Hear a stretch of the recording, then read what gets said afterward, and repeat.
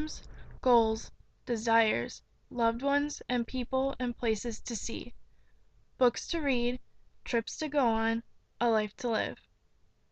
All of it motivates me to do what I do. But what truly motivates me is being conscientious. I am the type of person that plans things rather than being spontaneous. I am self-disciplined and dependable. I seek achievement through caution.